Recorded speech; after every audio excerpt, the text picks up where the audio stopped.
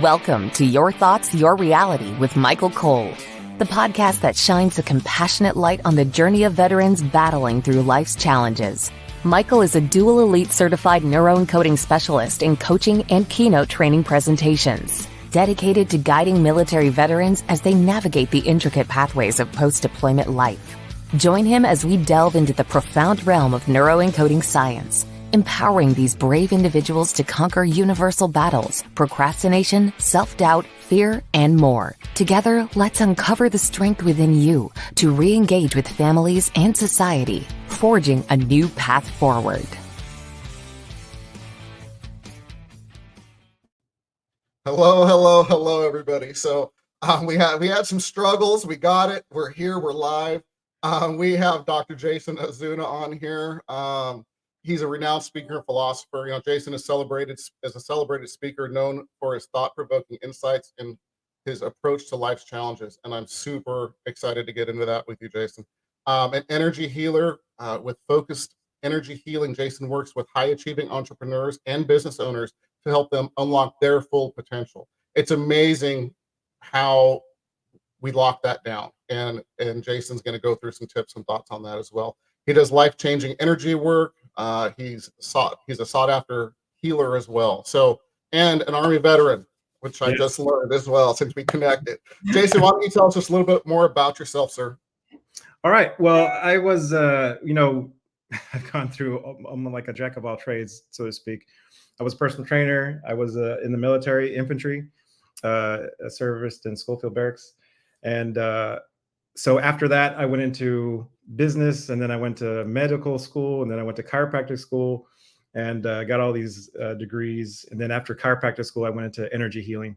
And now I went into coaching because, you know, you naturally kind of working with people so much through the healing arts, you realize that there's something more going on up here than that's affecting the physical body rather than just, you know, giving a medicine or giving an adjustment even to somebody. They need like a perception adjustment, a outlook of life adjustment, the way they see the world adjustment, you know, like neuroencoding adjustment, a neurologistic adjustment, right? And so that's how we got to here. Very cool. So, and I could use the neck adjustment right now. I'm on my way, Jason. So what really brought you into, and what made you, you know, your soul, if you will, say, hey, I want to help more people and I want to help them in this way? Well, the main thing is more of a calling. So like when I was 7, I remember just feeling this connection to God and just feeling like I want to be close to God no matter what it takes through this life, that path leads there, and that I can bring everybody with me, right? To discover the power of their souls, to discover their connection with God. And to me, you know, both are one and the same. You know, you start to realize that you are that. And so I was like, you know, this is still at 7 years old, thinking that maybe I could be a psychiatrist or a pastor or something like that. And then as I got older, I started following my dad's footsteps as an engineer. And so then I went to engineering school after I got out of the Army. So, but that wasn't for me. So then I started to go over here into the healing arts, which is like chiropractic and then energy work, chiropractic, and then coaching chiropractic. And then I saw the need to like combine the two. And so that's kind of like what got me started, is just this intense calling to serve the world in this way.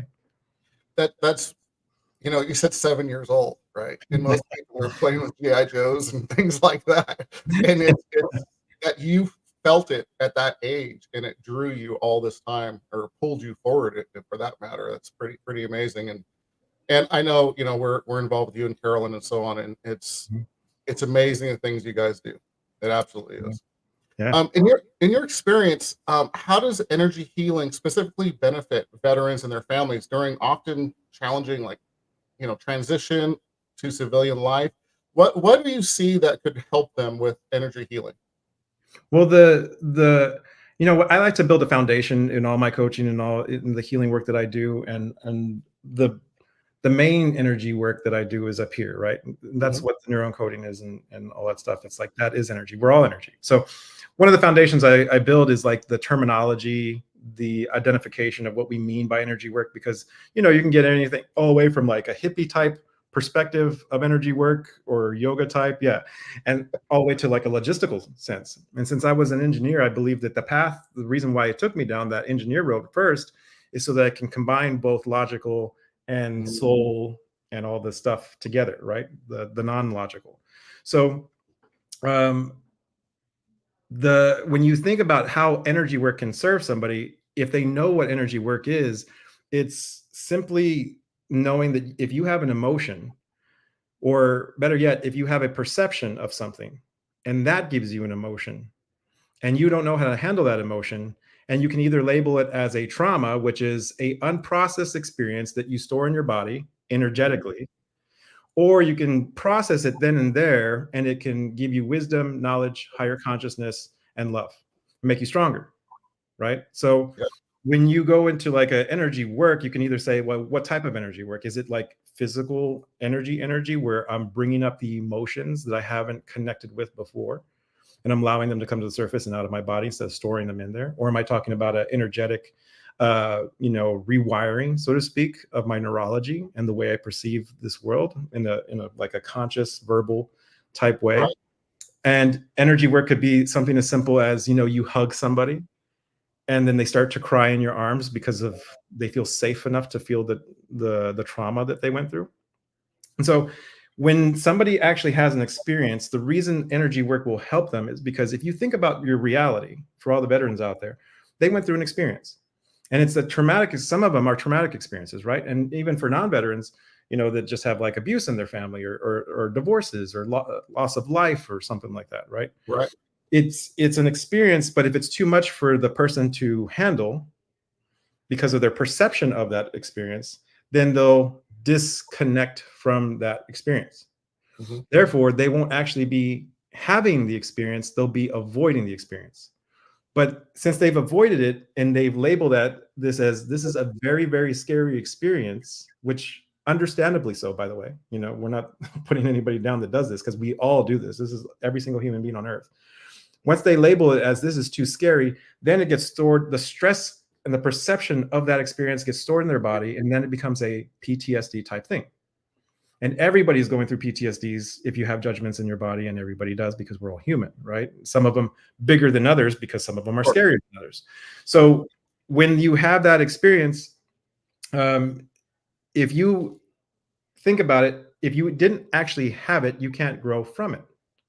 Mm-hmm. But if your perception of it is this is scary, and you actually had it, then but you haven't had it because it's too scary, it's going to stay as stress, as something to avoid in your future or presently right now.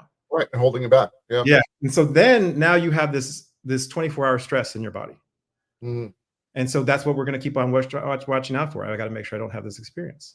But when we have the actually emotion, the connection to the experience, then all of a sudden we realize that this was actually something to grow our consciousness. If somebody has a death in the family, you can see that if they're avoiding feeling their feelings, they actually haven't processed the death because they're so afraid to actually admit that they've lost whoever they lost.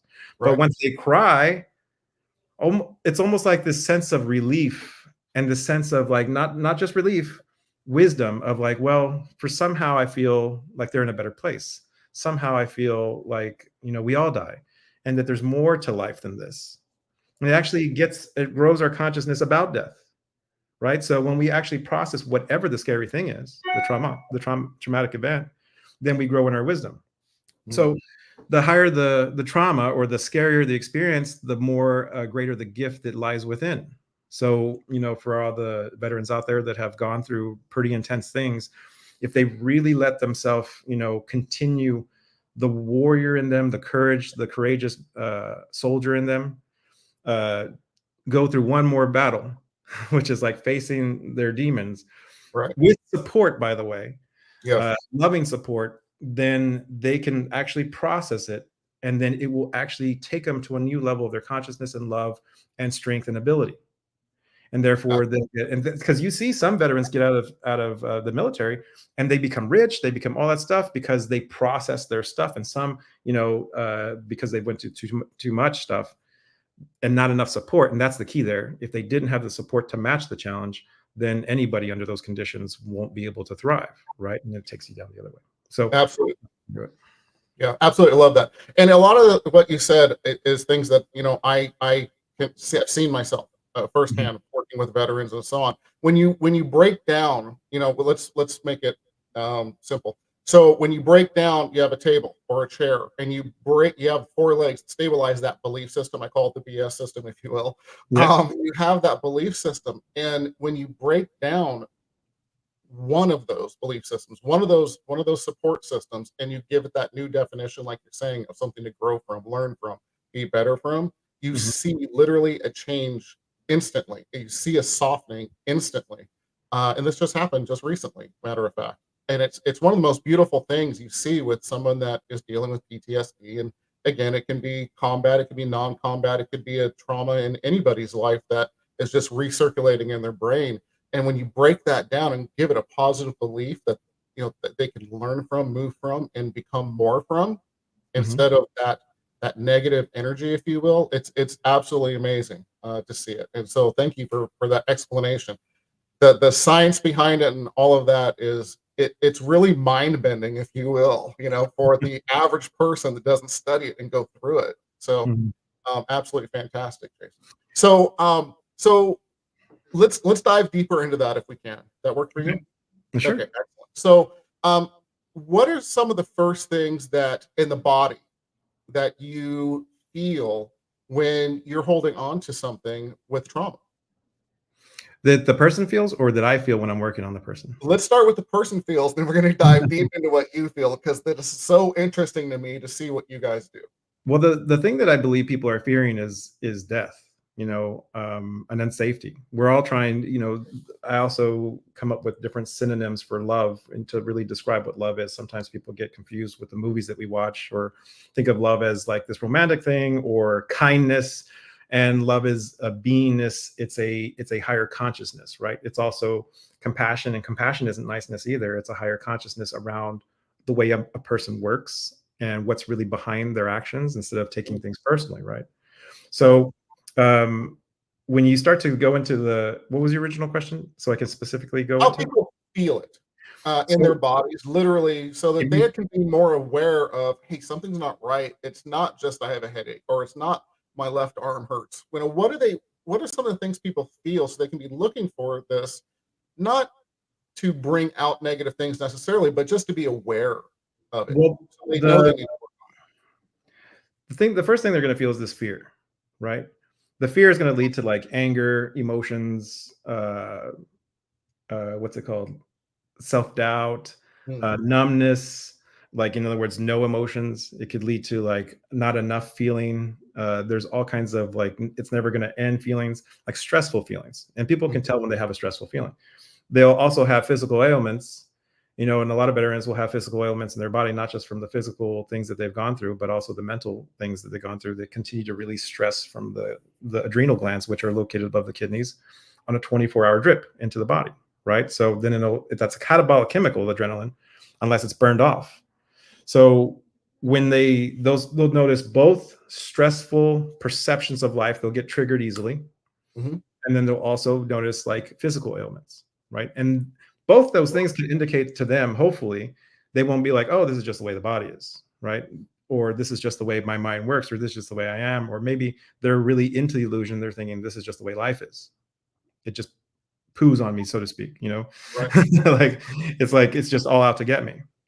That's the victimization, right? But when they start to like connect with, well, why am I scared? What's this ailment that I have? And then they can say, well, if I was just having the ailment and I didn't have any stresses, then maybe it's just the ailment. But more often than not, they're going to find that like, yeah, I have a lot of ailments, but I also have a lot of things that stress me out, a lot of things that trigger me. So the good news is if they start to identify those things that are really like hitting home to their heart, that triggers them out of their love, out of their peace, out of their safety, then they can start to work on those things. And that's where I'm saying, like, you want to get back into your courageous heart and say, like, I'm willing to face those things. Neil Armstrong was the first guy on the moon, and the what he would be willing to risk his life and go down in a fiery death in that rocket. But the one thing that scared him was telling his kids that he might not be coming home. So, It takes more courage than we realize. We can have all the courage out there, but there's some things that really, really scare us, right? And so Right. that's one of the things that they can notice. Those are the red flags are saying dig here for higher consciousness and higher love, more Yeah, strength. lean into it. I love that. So would you say that the more you see the same things popping up in your body as far as Yeah. ailments, hey, there's if the doctors aren't finding anything, maybe Mhm. there's something on a deeper level, subconscious level That's right. then. And really understanding, like when you go to the next level after you do that part, really understanding that like these things are not true. Just like neuroencoding talks about, these are perceptions. These are unless we're taught, and that's what I tell people.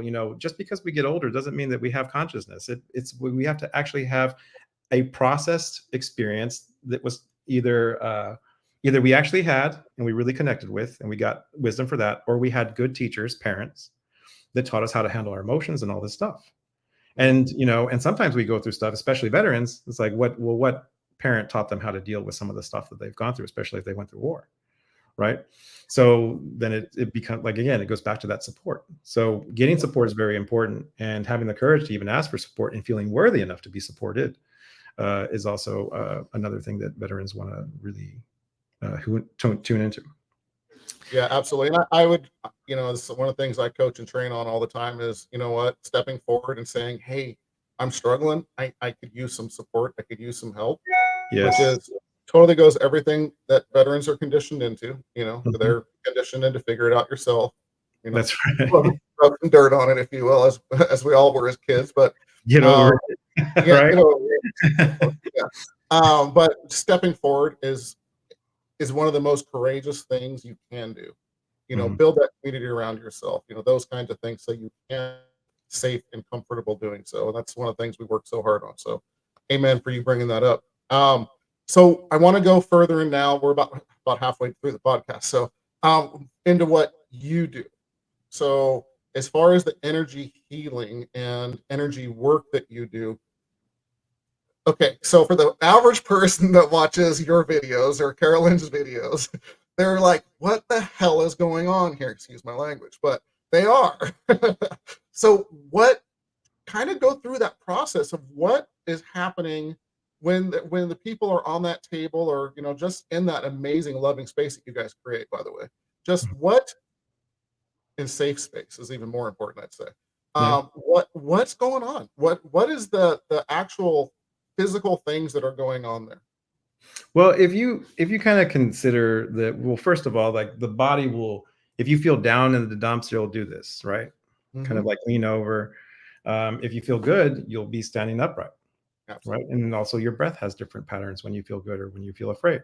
So already you can tell that when energy is being felt, a state of mind will cause a movement in the body or a position in the body, right? Really quick, Jason, I'm really sorry to interrupt, but I think it's really important. Can you talk about what's happening with the breath, and what's stress breath compared to being in a good physiology and in a good emotional state? Well, stress breath would be more shallow, more rapid, right? And as opposed to like, and you Mm, can feel the energy of both, right? absolutely. It's like, Absolutely. And just if whoever's viewing this, if they just did that, they'd be like, oh wow, one of them is more chaotic, one of them is more peaceful. yeah, absolutely. And I'll share with you, there's times, I everything I coach on is things that I do myself. It's no theory there. It's all stuff I really do. And Yes. I've noticed that when, and I feel stressed, but I know how to snap myself out with neuroencoding Right. very quickly. So when you are just going or barely breathing and you're barely tummy breathing, it's funny how it's like, oh, hold on, I'm not breathing right. And That's when you sit there and you think almost of a baby breathing, and how they breathe into their belly, and it's slow and it's calm, and then it goes back down, right? It's amazing when you turn your breath to that and focus on it, almost a meditation, but you can do it totally, paying attention to the rest of the world. It's amazing how your whole physiology and mental state changes. So thank you for right. bringing that up. And also they can do a quick test, if they want to know how important breath is, see how long you can go without it. It's essential to our very survival, right? So when you're like shallow breathing or barely breathing, you're barely doing the one thing that keeps us or one of the one, there's also our nervous system, there's a couple of things, but breath is so important. We can only last 5 minutes without it.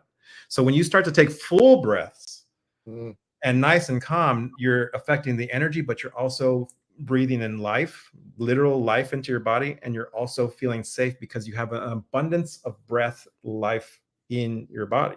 And so when somebody says, oh, this breathing work or breathing techniques don't work, it's like, well, I mean, just connect with how important the breath is, you know, and then they'll appreciate it a little bit more, I think. Absolutely. I didn't think about it that way, but you did put that in perspective like that. So, you know, and we'll get back to what we were talking about, but it is amazing if you literally just take those breaths, how you feel in your body different. That's right. Just that. Just literally one good, solid, slow breath in through the nose, out through the mouth. And it is absolutely amazing how just you change and you feel it in your body. So thank you for that, truly. So sorry for the interruption, but just want to talk about that for a second. So we can get back to what you do. So, you know, we make, first of all, we scan the body for the positions that I was talking about. You know, if I just gave 2 basic conditions, like feeling good, feeling like on top of the world. It's like, you're like this, right? Everybody remembers the Titanic. He wasn't on top of the Titanic going like, I'm king of the world, right? They were like that, right? And that's always the position. So there's self-loathing that comes with like a position bending to this. There's victimization where it's like this. You don't know why this is happening to you. You know, dogs do that when you hit them with when you hit them at period. They're like, I don't know why this is happening to me. So they tuck their tail between their legs, and then they're like this, right? So, and you see people like that because they feel victimized throughout their life. So depending on, like, we go up to them and we read their bodies, and depending on what type of position they're in, I can see what they're experiencing in their life about themselves. I can also feel it. Doing this long enough, I can feel what they're going through. I can feel the emotions that they're going through, right? So then I'll see where on their body I need to address.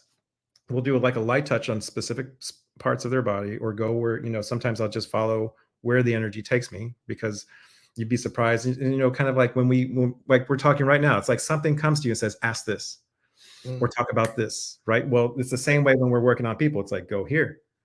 And these beautiful things are orchestrated by, you know, a higher power that we can't see, and it's guiding us. And so the more we do this work, the more you'll be guided as you become more skillful at your craft, because you're going to be connecting to a higher part of you and God itself. So this is the same thing that's happening, the guidance that happens on the table as well. But when we do that, when we ask the right questions or go to the right spots or connect to the right spots of the body, then the body will go into the energy that's stored at that specific spot. So literally I can go up to somebody's neck and just touch them right here, and they'll start to feel an experience of their parents putting them down, or maybe for veterans, it might be something they went through with war, or just something they went through in the service.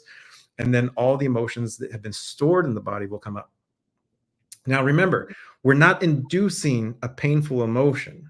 And I wouldn't say that any veteran who's wanting to do energy work or be coached by you or anyone, that's the goal. The goal is to connect with a hurt part of us that's kind of been locked away in here into our body, and give them the attention, give them the hug, give them the love, so that they can let those emotions out that they're holding in.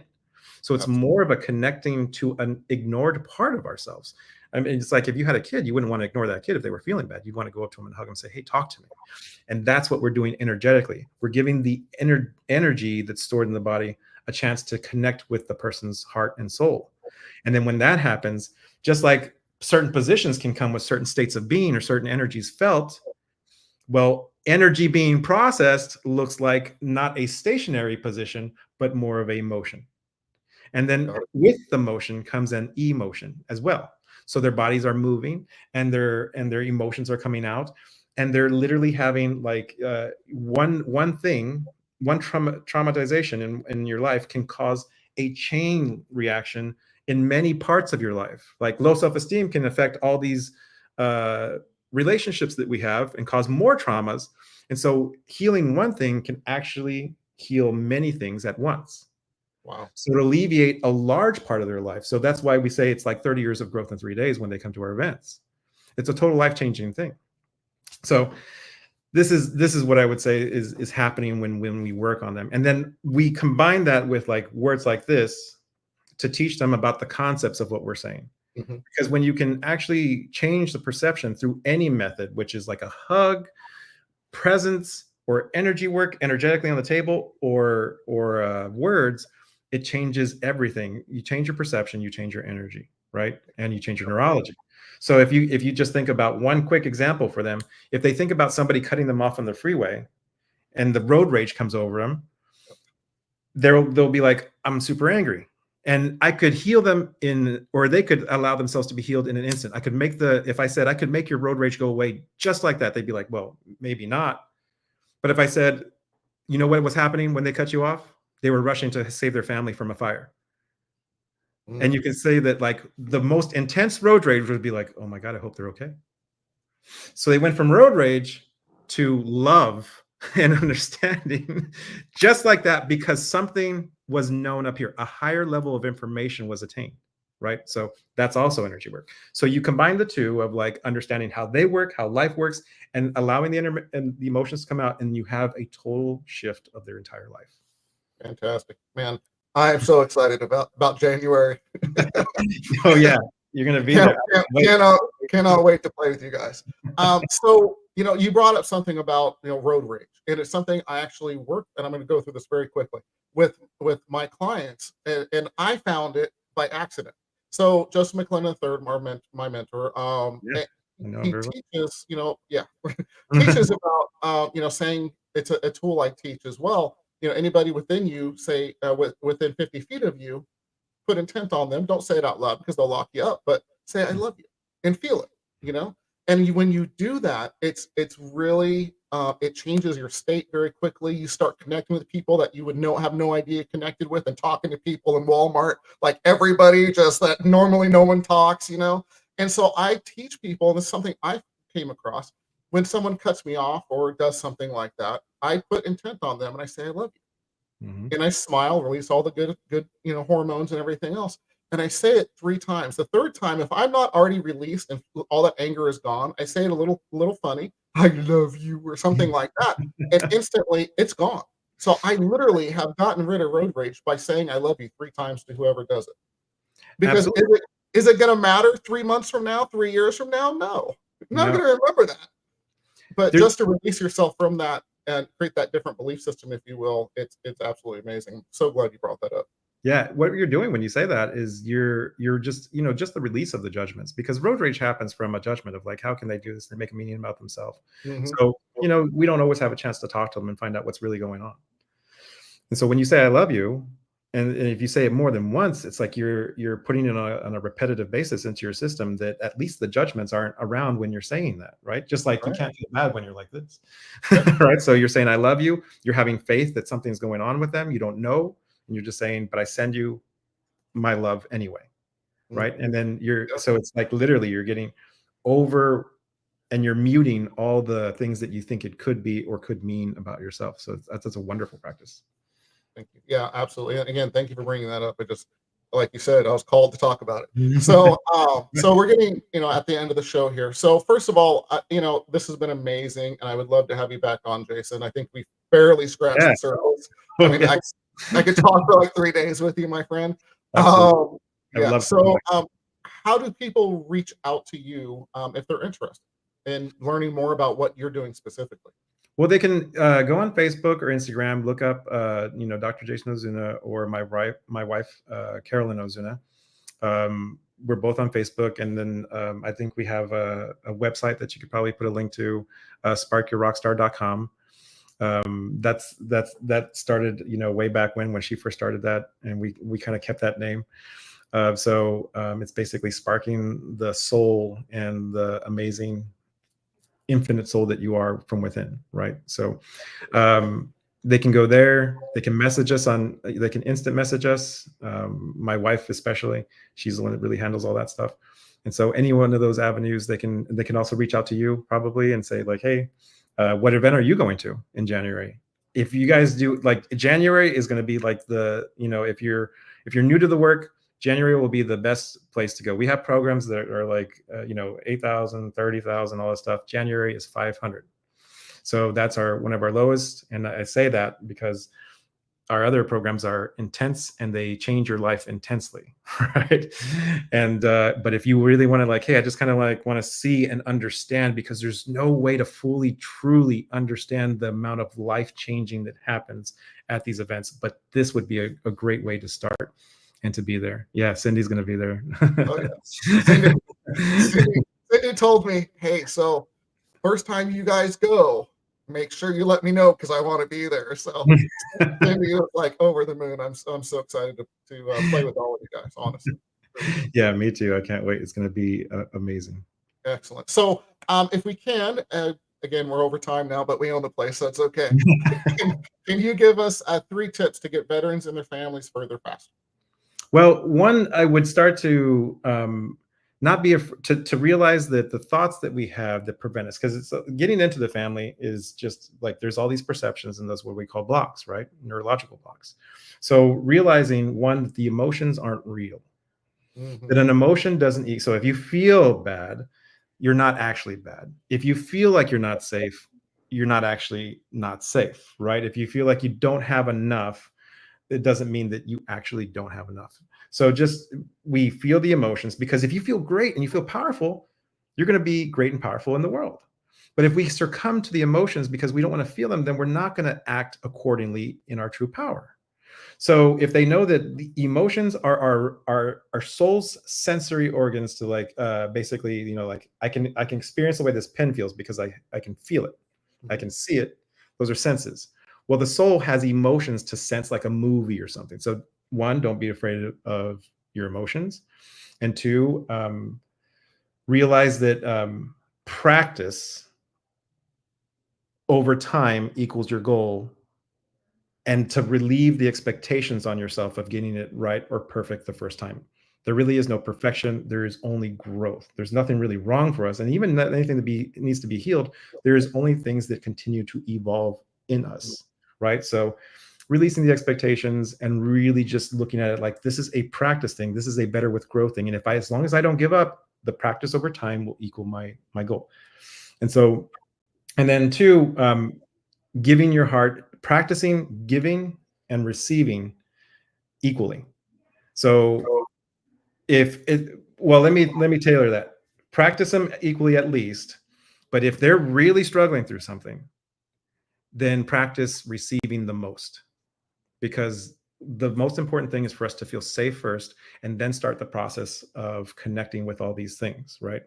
To really realize that there's nothing wrong with us. There's nothing that even needs to be healed. There's just something that needs to be connected with very beautifully.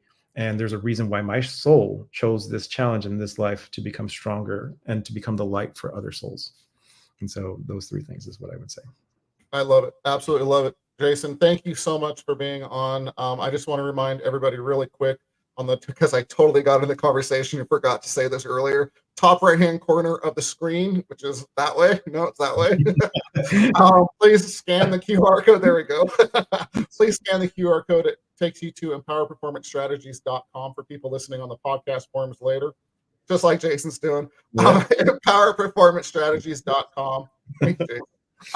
There are all kinds of resources, free ebooks I've written, and again, resources page to get into Facebook groups that we've created just to create that community. So you're not alone. You don't feel alone. Come join us, be involved in that community for you and other veterans and their families, please. So with that said, Jason, time is the most valuable resource that humans have. We never get it back.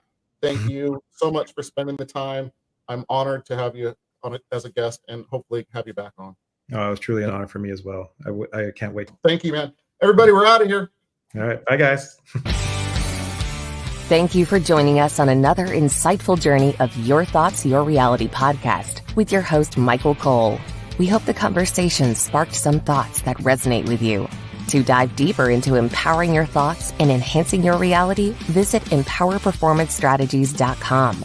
Remember, your thoughts shape your reality, so make them count. Until next time, stay inspired and keep creating the reality you desire. Catch you on the next episode.